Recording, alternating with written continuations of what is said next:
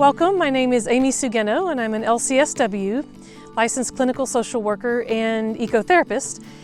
And I'm also a psych facilitator on the wellness team for Casting for Recovery. And in my former life, I used to be a wildlife biologist for a long time. And then I switched gears and went back to school to become a social worker. But it wasn't long before I was wanting to bring nature into the healing process. And so started bringing in ecotherapy and also mindfulness in nature. And that's what we're going to be doing today with this wonderful group here. And we'll be doing a little explanation about mindfulness in nature, and then we'll practice it. We're here on the Pedernales River in the middle of Texas. It's a beautiful river that flows right through the middle of Texas, and it's a perfect spot to practice mindfulness in nature.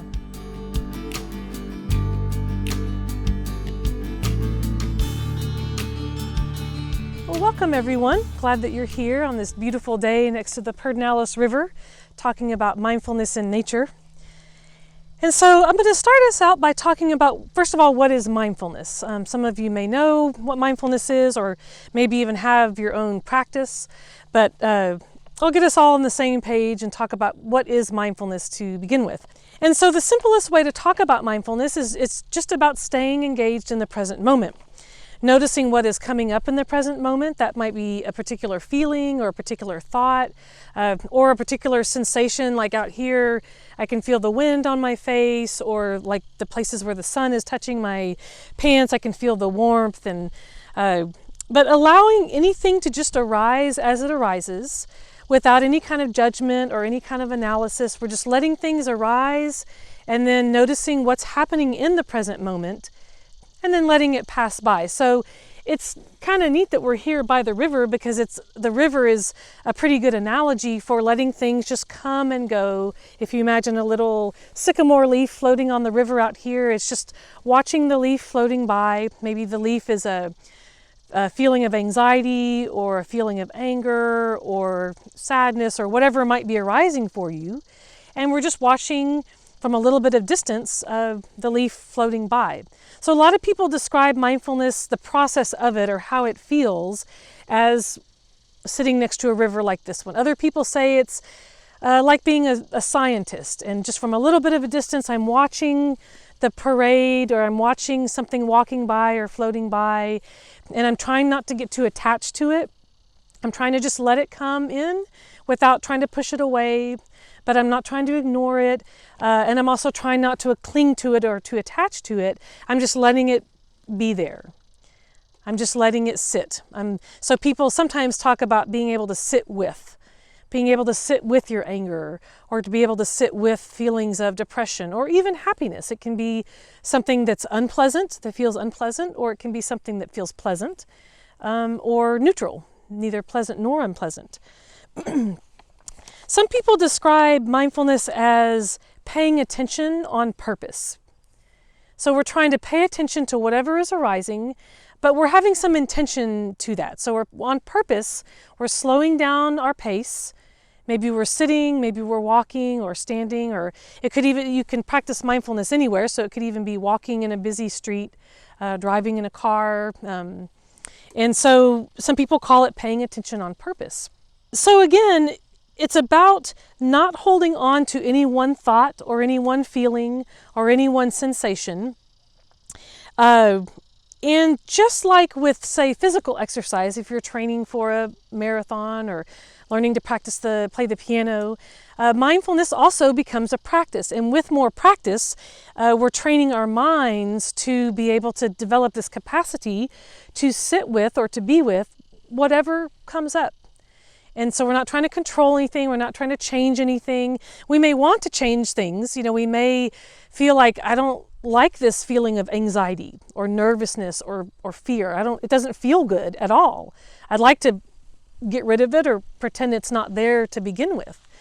And so with mindfulness, we're simply allowing things to arise, feelings, thoughts, or it could be sensations. Like, I can feel my anger coming up. And so it may be things that aren't that pleasant, that we might normally want to push aside, or we normally just don't even notice that they're there because they're too uncomfortable to hold on to. Like anxiety, for instance, is a hard one for a lot of us, or anger.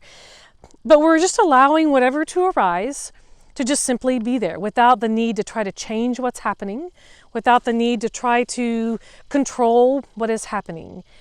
And so a lot of times, one of the things I think that's important to know about mindfulness, we see the magazine covers or maybe it's something on a website where mindfulness looks like it's this very blissful and peaceful and it's going to keep you away from all the difficult feelings, and it's about being peaceful and it's about being serene and blissful. And if you can just practice mindfulness, you won't experience any difficulties or uncomfortable feelings. But in fact, with mindfulness, it's not about trying to make any one particular feeling or sensation go away. So it's not going to make the difficulties in your life go away. Difficulties are still going to arise. Happiness will arise. Joy will arise. Anxieties will arise. Whatever normally arises in our lives will still be there. Mindfulness simply allows us a different way to relate to whatever is arising. And so there's this difference between reactivity and responsiveness. And a lot of times that becomes the helpful distinction for people, because with reactivity, just as it sounds, when something arises, say something uncomfortable like nervousness or anxiety, for many of us, there's a very quick internal reaction of like trying to push that away. That doesn't feel good. And we don't even notice that we're doing that. We try to distract ourselves with TV or our smartphones or eating something, or there's all kinds of ways we can distract ourselves from unpleasant sensations or thoughts or feelings. Responsiveness, however, with mindfulness, as you're watching life go by and whatever is arising, it gives you that bit of distance, just that little bit of a second, maybe a little bit of a pause between what's arising and how you might want to respond to that. And you may not want to respond at all, but it gives you a little bit of breathing space to make some kind of responsive decision. And so with mindfulness, a lot of people think that, if I just practice, I learn mindfulness and I practice, I'll never experience any difficulties because I'll be so peaceful and blissful and the challenges in my life won't arise. But in fact, that's not really, mindfulness is more about giving you a different relationship to whatever arises, whether that's difficulties or whether that's happiness or anxiety or anything that arises. Mindfulness gives you a little bit of a different way to handle that or to relate to it. And so there's this difference between reactivity and responsiveness.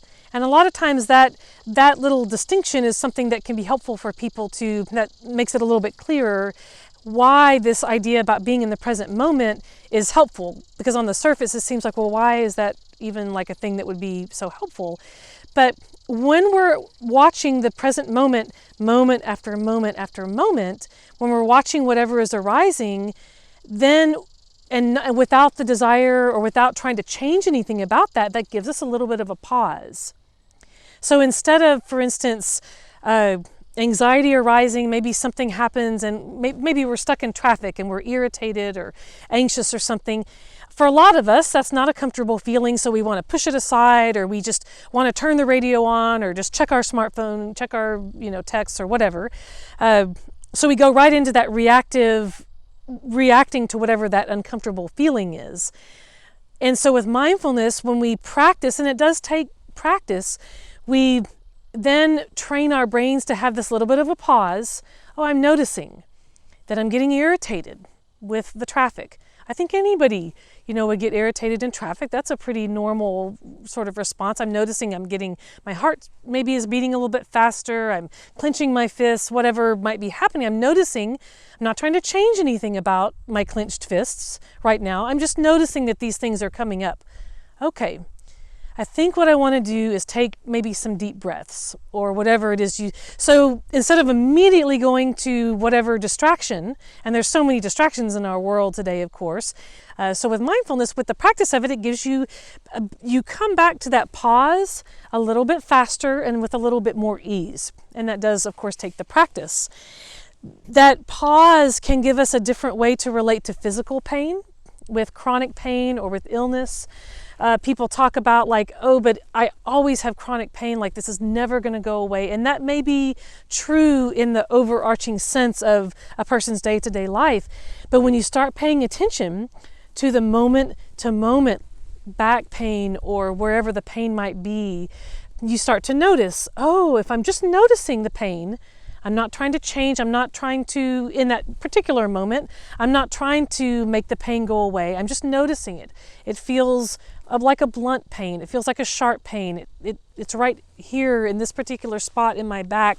Sometimes you can begin to notice that there are times where the pain gets really strong and then it flows away for a minute, or maybe I'm distracted by a bird flying by, or maybe I listen to some music, and there is actually some movement to this pain that feels like it's always with me, but there's actually some flow to it. And so that can give you a way to work with the pain. And obviously the same with emotional pain. If it's not a physical pain, it might be, I've lost my parent or my good friend, they've passed away, and it feels like I'm never going to get out of this grief or this depression.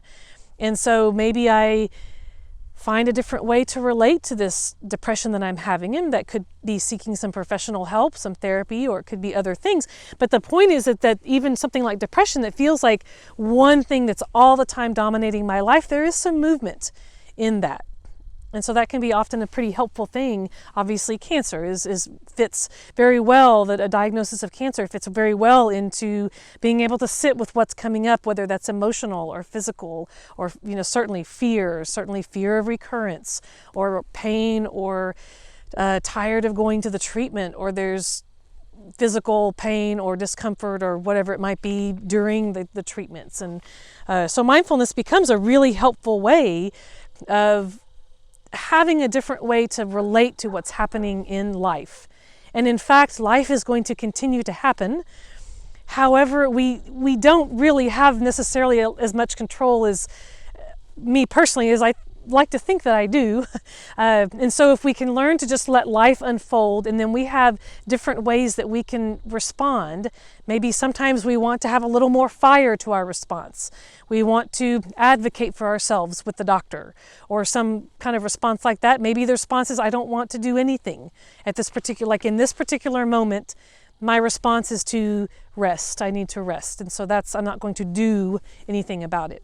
So, turning for a moment, and then I'm going to bring this all together. And actually, I have a couple of quotes here that Viktor Frankl, which you may have heard of his name. He is a Holocaust survivor and also a psychotherapist, and he's written, I think, several books. But he has this wonderful quote that says, "Between stimulus and response, there is a space. In that space is our power to choose our response. And in our response lies our growth and our freedom." So that really gives us in a few sentences, gives us such a nice way to think about this pause that I was talking about, and how something as simple as trying to teach your mind to be in the present moment and experience that pause and experience the feeling of responsiveness versus what it feels like to be in reactivity, which is very normal. We all get pulled into that. We can feel what those feel like, and we discover that responsiveness and that pause is actually quite powerful, because it gives us a taste of, I think, true freedom, a true way to really work with what is going to be arising, whether we want it to or not, i.e. life happening. Another quote, Debbie Woodbury, who is an author who has a blog, writes about her different experiences with her diagnosis of cancer. And she says, "By witnessing our thoughts, emotions, and actions as they happen, we calm ourselves and bring our stress level down. It's better for my psyche to enjoy the warm water and peace of the shower than to focus on to-do lists. If we can be in the moment and realize that the moment is enough, therein lies our happiness." And this idea that, can this moment be enough? Maybe it's not the moment that you want. maybe it's uncomfortable in some way, but asking yourself, this is the way that this moment is right now, and then this moment, and then this moment. Can I allow for this moment to be enough? Doesn't mean I have to love it. Doesn't mean I wish it, I get caught up in wishing it was a different way. But it is this way. Can I allow this moment to be enough? And accept that this moment is what this moment is. So now turning to nature connection, and I'm going to bring both of them together. Nature connection is, we all know perhaps what it feels like to be in nature. That might be on our porches at our house, or in our yards. It might be going on a walk around our neighborhoods, or going for a hike if you like to be further out into the outdoors. But it can even be sitting in our houses, maybe with the window open or maybe not, but next to a window looking out onto a tree or a bird bath. It doesn't have to always be way out in the middle of, we can experience nature in our gardens with a potted plant. Especially herbs are so nice because we know that we can eat them. A lot of them smell really good. We can cook with them, those sort of things. So nature connection in this context is like being out in nature or outdoors, maybe going on a walk around your neighborhood for exercise or walking your dog. But the focus is not so much on an accomplishment or a goal, or I'm going to get my 2 miles in or reach this summit or whatever it might be. Those are all good things. Those are fun to have those kind of goals or those kinds of being focused like that. But nature connection in this context is more about being. And so it's about simply being in nature, being versus doing.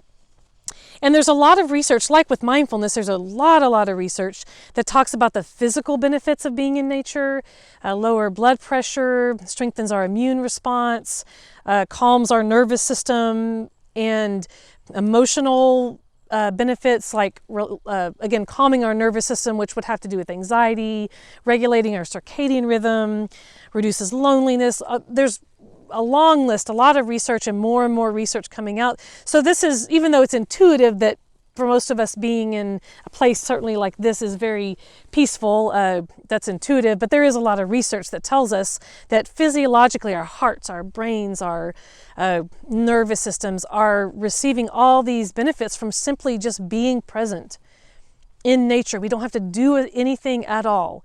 Hearing the sounds of nature, seeing green out, a tree, or seeing the sky, the clouds, the flowers, whatever it might be.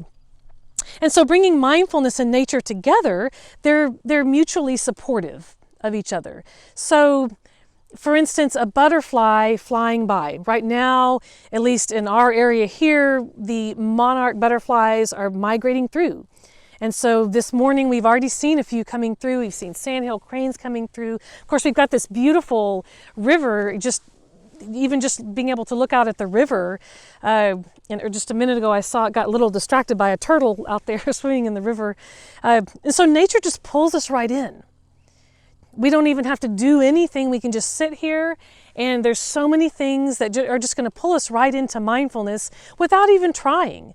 They just pull us right into the present moment. So a monarch butterfly flying by is so beautiful that for just that moment, that's all I'm really thinking about or noticing. And then maybe I begin to notice like my thoughts, like, oh, it's so beautiful. Like, isn't that amazing that this butterfly is on its way to Monterrey, Mexico from Canada or wherever this butterfly was, became a butterfly. So I might start having these sorts of thoughts, but I'm still in that present moment with that butterfly.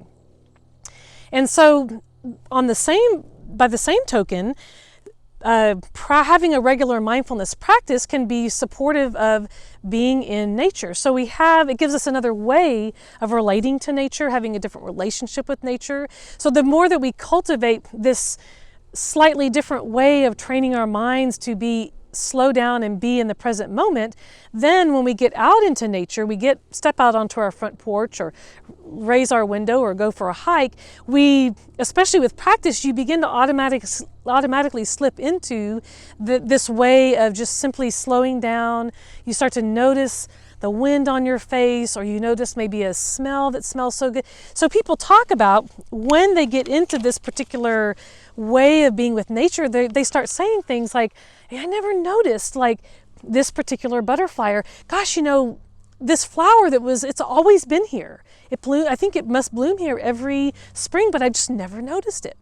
Or I've never noticed, this or this or this. And so it really begins to, this way of being mindful in nature begins to really open up your eyes and your ears and the sense of smell and your sense of what you can feel on your skin, like the sun or the wind, which can then pull you back into mindfulness again. It kind of goes around in a circle in my mind, so that you can really get deeper and deeper into that mindfulness experience.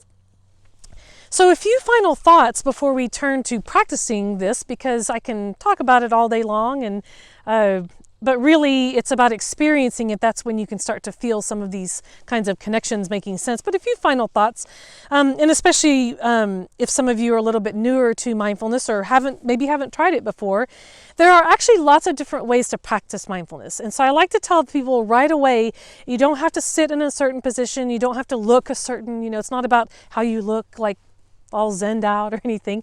You can walk. There's walking meditation. There's some people just lie down, especially if they do have a lot of pain or something, they'll just lie down. There's movement meditation like yoga or Tai Chi or Qigong. Some people, you can actually practice mindfulness with just about anything. Eating can be a mindfulness practice.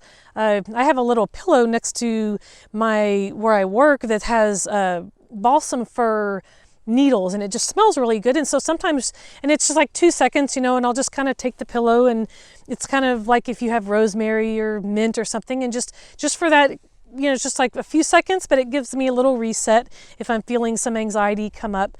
So there's all kinds of ways that you can have little mindfulness moments, or you can have a longer stretch of practicing mindfulness, 2 minutes, 5 minutes, 30 minutes, however long. There's lots of books and websites. If you are just beginning, I think it's good to have some support, whether that's also reading a book, or it might be a app, a mindfulness app, or there are mindfulness teachers, individual mindfulness teachers that you can get some support from. And it's important to remember that, just like I said before, this is a practice, and so the more that you have a regularity to the practice, and it doesn't have to be every day, it certainly can be, but even 3 times a week is enough to get into that rhythm. It's more the consistency, it's more of the coming to the practice, showing up to the practice that is helpful, and remembering that everybody's mind wanders. Everybody's mind wanders. Even the most experienced meditators, their mind wanders. So again, we're not judging ourselves, I can't do this. Every time I try, there goes my mind, what groceries I have to get, or I forgot this, or don't forget this, or whatever it might be.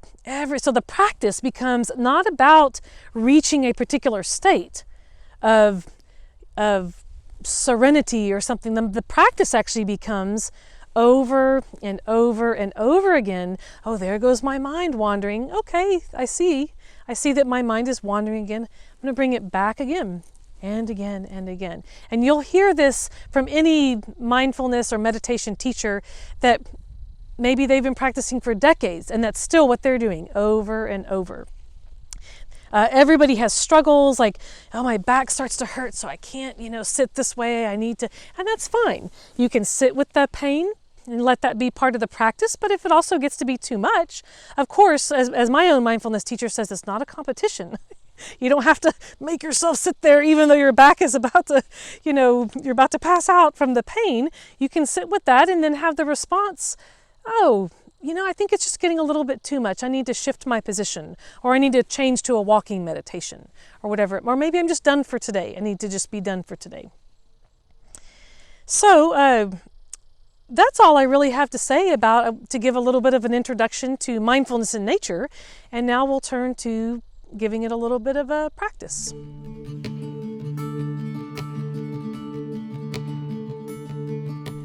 So now we're going to try everything I've just talked about. We're going to put this into practice and try a mindfulness in nature meditation. And it's it's a sensory meditation, which means we're going to involve some of the different senses. And so we'll go through what you can hear, what you can see, and so on. We're doing this here by the beautiful Pedernales River in central Texas, but, and this is like kind of an ideal spot to be doing this. I'd love to have a place like this where I could meditate every day, but it's not necessary to be in the wilds of nature. Again, you can be on your porch, you can be looking out your window. If you can open the window, that's even better, because then you can bring in some of the sounds. But I've even talked with people who have worked in an office and their only real choice was they would put up like a picture of a nature spot they had taken, or even like a video, and they would just do kind of like a mindfulness in nature meditation, a short one right there at their office desk. So there's all kinds of ways you can do this. And I think the more you can be out in a beautiful spot like this, the better. I mean, it's just going to be more pleasant, but you certainly don't have to be in like the perfect spot to be doing this. And in fact, again, since meditation and mindfulness is about working with whatever arises, you can be in a beautiful spot like this, or you can be in the middle of, say, a downtown area or a busy place and be working with whatever sounds come up. Sounds that are maybe you might describe as annoying or uncomfortable or loud, as well as other types of sensations that come up. And so to begin, find a comfortable position. You might wish to sit, you might wish to lie down, or you could be doing a slow walking back and forth, like a walking meditation. You could be standing. But whatever feels like is a comfortable position for you to be in for a few minutes. Sitting is often used simply because with meditation, especially if you are having a really pleasant meditation experience, which would be really easy out here where we are, it's easy to fall asleep if you're lying down, and that does happen. That's okay. But that's why people often sit, is it promotes like being aware, but also being fairly comfortable. But anybody, you can decide for yourselves what position, and sometimes it just takes trying different things to figure out what works the best for you. Okay, so we're going to begin. I'm going to start and end with a little bell here, just to give us a little different sound.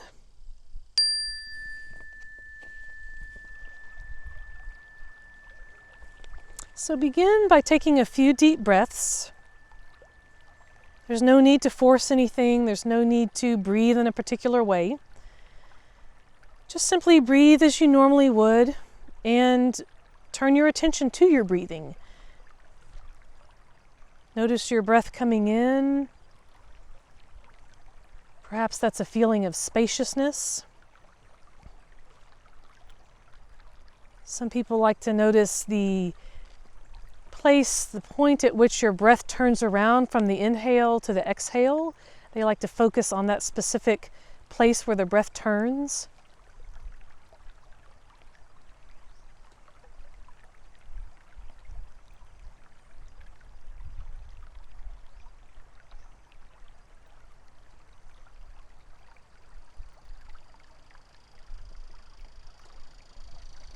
And now, with your eyes open, take a few minutes to notice what you see around you. You might notice specific plants or animals. Out here at the river, the breeze is coming up, so there's little movement on top of the water. You might notice the movement. If there's any movement of perhaps a butterfly flying by or wind in the trees. And you might also notice different colors or different shades, where the sun is, where the dappled light is, textures. Just notice what's happening right now in the natural world, whatever is around you, with your eyes, and take all of that in. If there's something specific that your eyes land on that you want to stay with, that's perfectly fine too.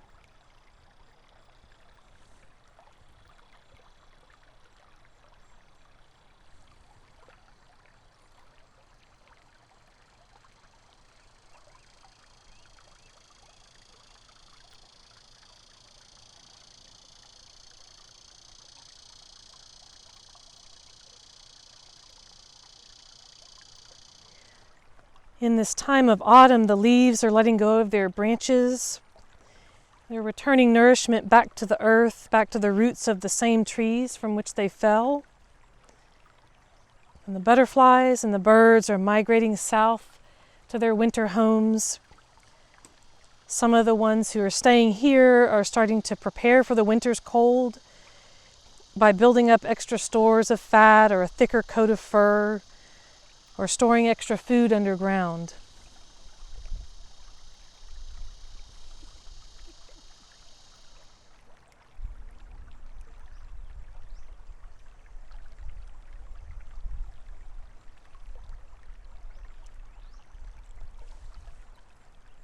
If your attention lingers on anything that seems to hold particular interest for you, you can allow yourself to simply notice. Notice that without analyzing anything, or just simply noticing with curiosity that particular color or movement or animal or plant.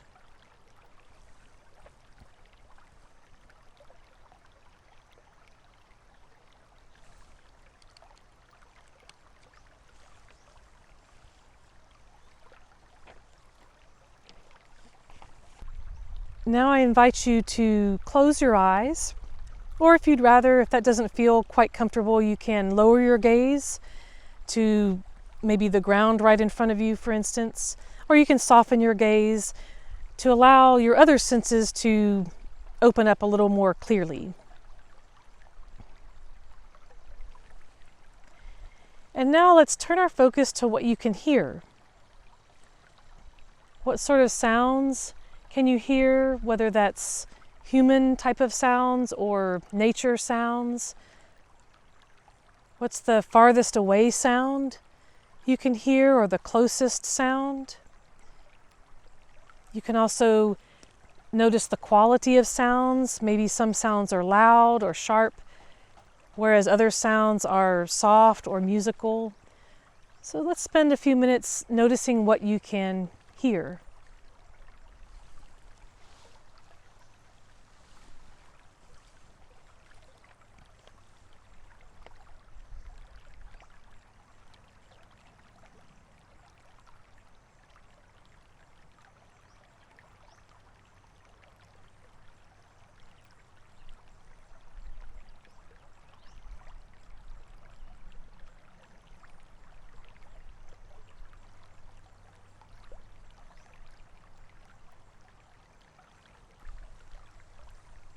If you find your mind wandering, simply notice that without judgment, with some compassion, kindness to yourself. Notice that, oh, my mind has wandered, and simply return it back to the present moment, to what's happening around you.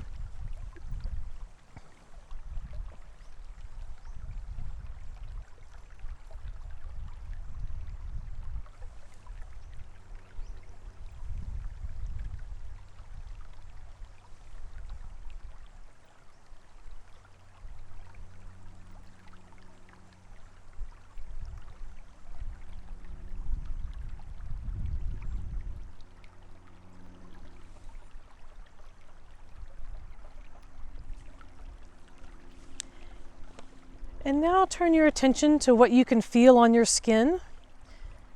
That might be the temperature, whether you're inside, indoors or outdoors. You might feel what does the quality of the temperature feel like?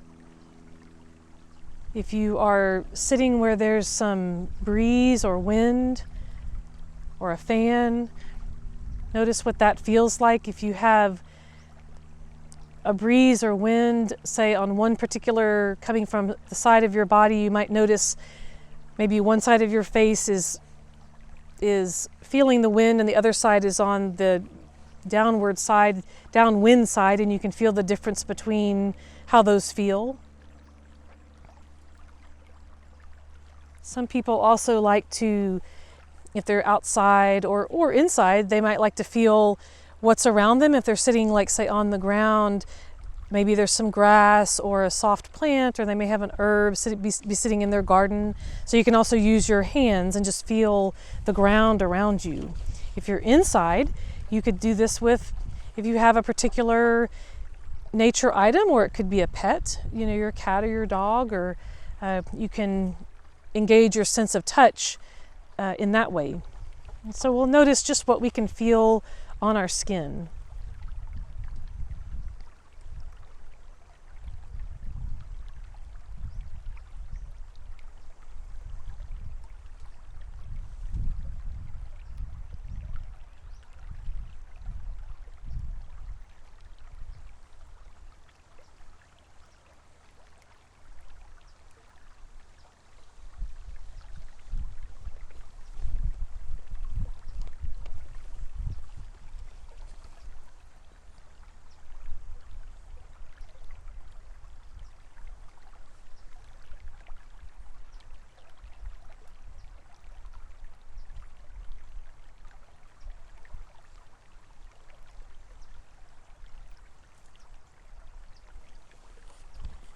And now, whenever you're ready, you can slowly open your eyes or bring your gaze back up and let your eyes readjust to what you see around you.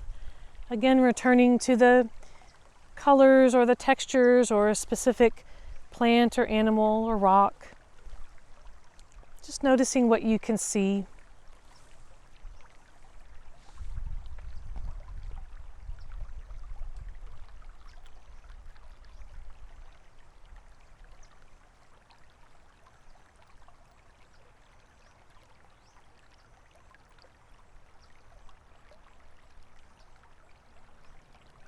As we bring this practice to a close, notice any feelings of gratitude towards all the beautiful gifts in nature which are all around us. That could be our pets, our gardens, this river, the trees, the birds. Some people like to meditate with the sunrise or the sunset, or anything else which helps you feel grounded and peaceful. Notice any feelings of gratitude that might arise, of feelings back toward nature for everything that we've been given during this meditation.